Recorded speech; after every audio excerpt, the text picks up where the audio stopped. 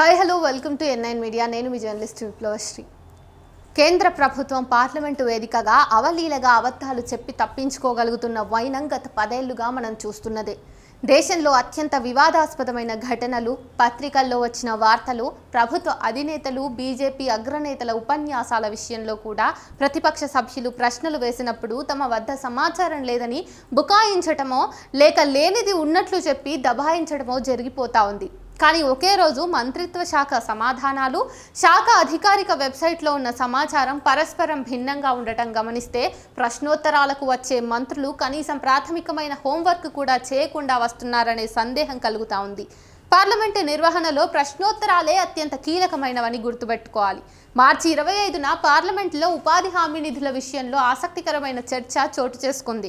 3 ఏళ్ల నుండి బెంగాల్కు ఉపాధి హామీ నిధులు విడుదల చేయకపోవటం, కేరళ అలాగే తమిళనాడులకు రావాల్సిన దానికంటే తక్కువ నిధులను విడుదల చేయటం గురించి ప్రతిపక్ష సభ్యులు ప్రభుత్వాన్ని నిలదీశారు. ప్రతిపక్షాల సవాళ్లకు సమాధానమిస్తూ కేంద్రం గ్రామీణాభివృద్ధి శాఖ సహాయ మంత్రి పెమ్మసాని చంద్రశేఖర్ ఉత్తరప్రదేశ్ జనాభా 20 కోట్ల మంది ఉన్నా దానికంటే తక్కువగా 7 కోట్ల జనాభా ఉన్న తమిళనాడుకు ఉపాధి హామీ నిధులు ఎక్కువ ఇస్తున్నామని దబాయించారు. అదేవిధంగా బెంగాల్ విషయంలో చాలా పొరపాట్లు ఉన్నాయని, అందువల్లనే నిధులు విడుదల చేయలేదని సమర్థించుకున్నారు. కేంద్ర ప్రభుత్వ సమాధానాలకు నిరసనగా ఆయా రాష్ట్రాల ప్రతినిధులు లోక్సభలో నిరసన వ్యక్తం చేశారు. ప్రతిపక్ష సభ్యుల నిరసనలకు స్పందిస్తూ లోక్సభ స్పీకర్ ఓం బిర్లా రాష్ట్రాల రాజకీయ ప్రయోజనాల కోసం లోక్సభలో ప్రశ్నోత్తరాల సమయాన్ని వేదిక చేసుకోకూడదని రూలింగ్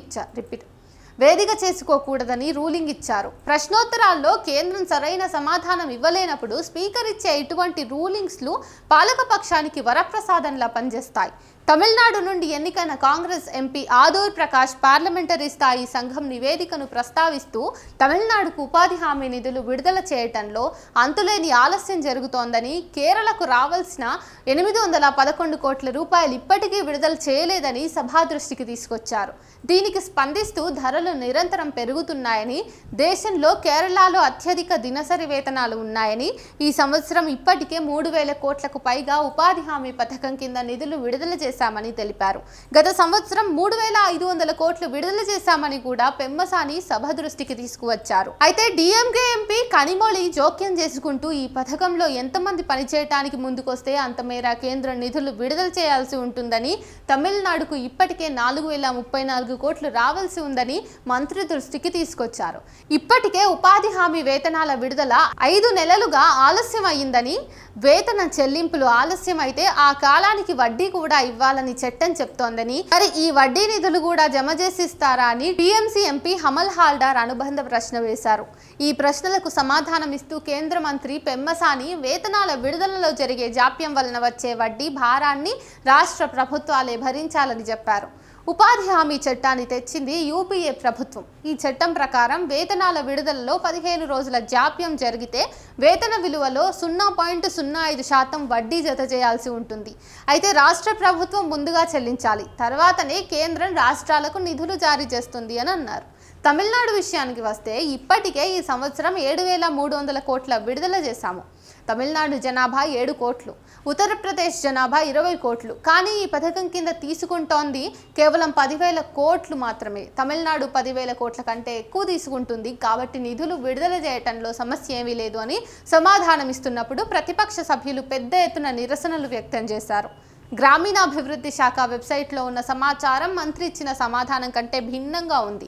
ఈ వెబ్సైట్ ప్రకారం తమిళనాడుకు ప్రస్తుత ఆర్థిక సంవత్సరంలో ఇప్పటి వరకు తమిళనాడుకు 7,414 కోట్లు విడుదల చేయగా ఉత్తరప్రదేశ్కు 9,758 కోట్లు విడుదల చేశారు. వెబ్సైట్ సమాచారం ప్రకారం ఉత్తరప్రదేశ్ ఇప్పటి వరకు ఈ పథకం కింద పెట్టిన ఖర్చు 11,886 కోట్లు కాగా తమిళనాడు ప్రభుత్వం చేపట్టిన ఖర్చు 10,706 కోట్లు. కేంద్ర గ్రామీణాభివృద్ధి శాఖ మంత్రి ఇచ్చిన రాతపూర్వకమైన సమాధానంలో 2021 నుంచి 22, 2023 నుంచి 24 సంవత్సరాల్లో మినహా అన్ని సంవత్సరాల్లోనూ ఈ పథకం కింద మిగిలిన రాష్ట్రాల కంటే ఉత్తరప్రదేశ్కు ఎక్కువ నిధులు విడుదల చేసినట్టుగా చెప్పారు.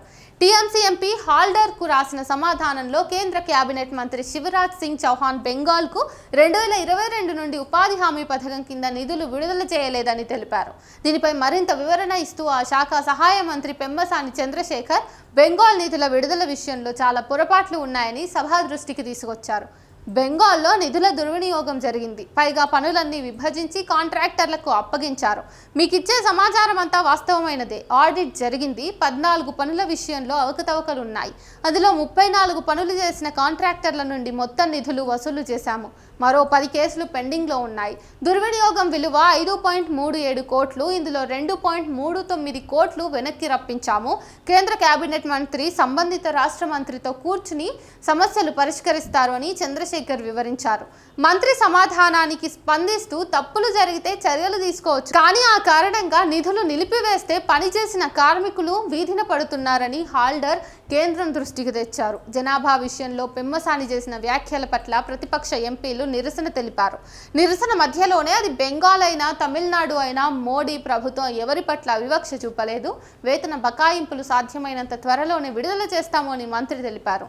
యూపీఏ ప్రభుత్వం హయాంలో 2006 నుండి 2014 మధ్య కాలంలో బెంగాల్లో కేవలం 111 కోట్ల రోజులకు మాత్రమే పని కల్పించబడిందని, మోడీ ప్రభుత్వంలో గత 10 ఏళ్లలో 239 కోట్ల రోజులు పని కల్పించామని, సుమారు 54,515 కోట్ల నిధులు బెంగాల్కు కేటాయించామని చౌహాన్ తెలిపారు. మంత్రి సమాధానంతో సంతృప్తి చెందని ప్రతిపక్ష సభ్యులు సభలో నిరసన వ్యక్తం చేస్తూ నిలబడ్డారు. దీనిపై లోక్సభ స్పీకర్ స్పందిస్తూ, మీరు ప్రశ్నలు అడగవచ్చు, కానీ మీ ప్రాంతీయ రాజకీయాలకు సభను వేదిక చేసుకోకూడదు అంటూ సభను వాయిదా వేశారు.